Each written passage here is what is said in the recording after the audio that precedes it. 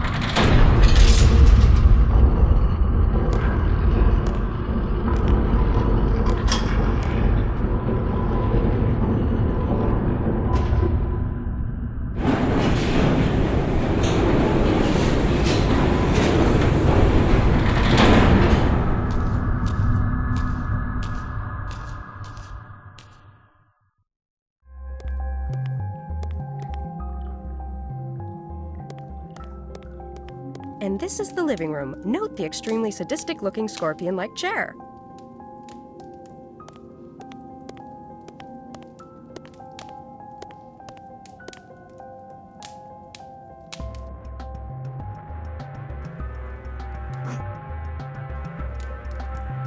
A keyhole.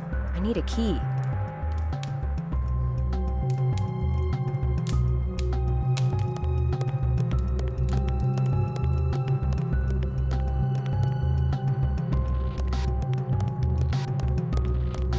Now that's a nice bed.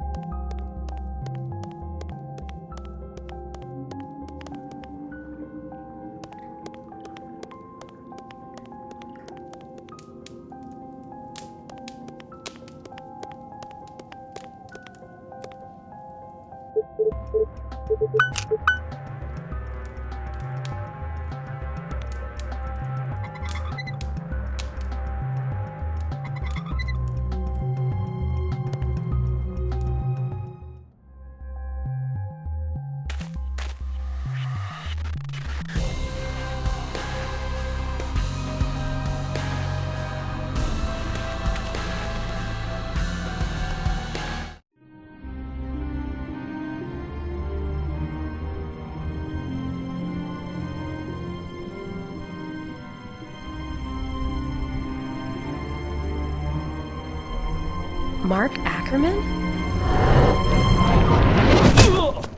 Mark Ackerman! It's Ackerman! So I was to take the fall for this, huh? You little son of a bitch. So you covered his tracks for money, huh? You know how many died for your greed, you bastard? Huh? Do you? I'll make sure you go down. Oh yeah. You have the right to a phone call. You little smart-ass punk!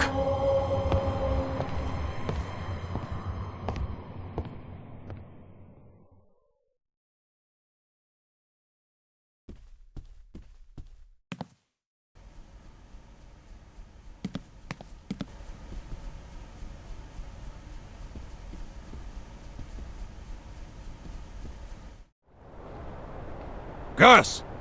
Hey, friend. What's wrong? You look like you've seen a ghost. There's been another murder. Where's the body? It's at the old lavatory. But you can't get there. The bridge that went there has been out for years. Listen, this is probably going to be the last time I ask you this, but can you do me a favor? Well, I don't have the time right now. Time is the favor. Don't warn Skalnik right away. Just give me a head start. Can you do that for me? Okay, 5 minutes. No more, no less. Great. You take care of yourself. Goodbye, my friend. Goodbye. Oh, yeah. Goodbye.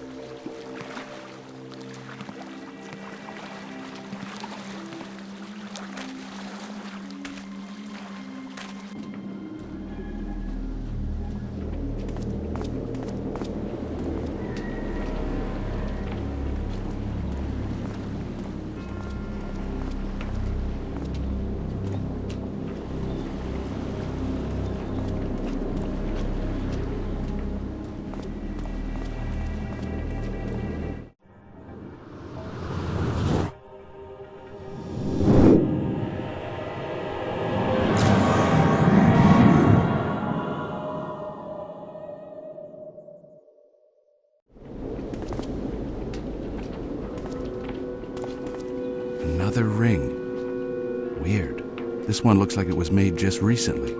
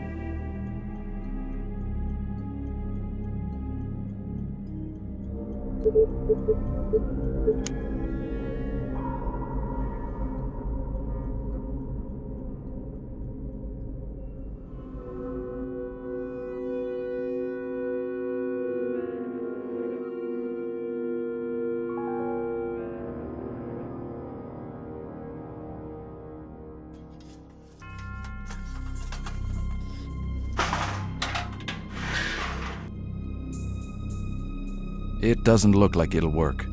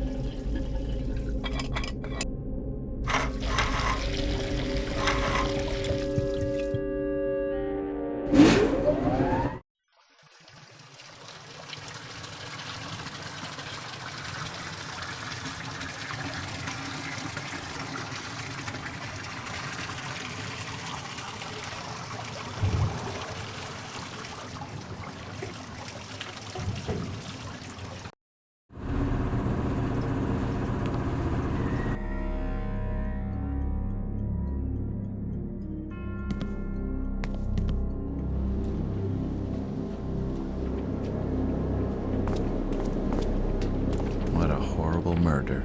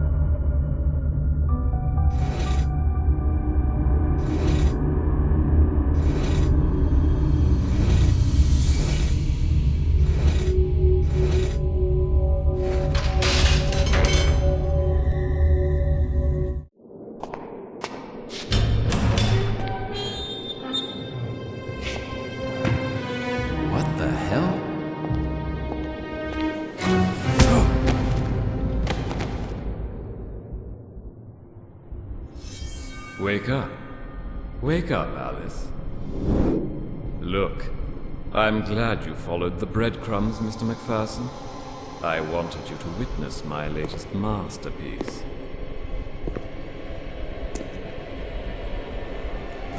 Wake up, dear. I wouldn't want you to miss the pain.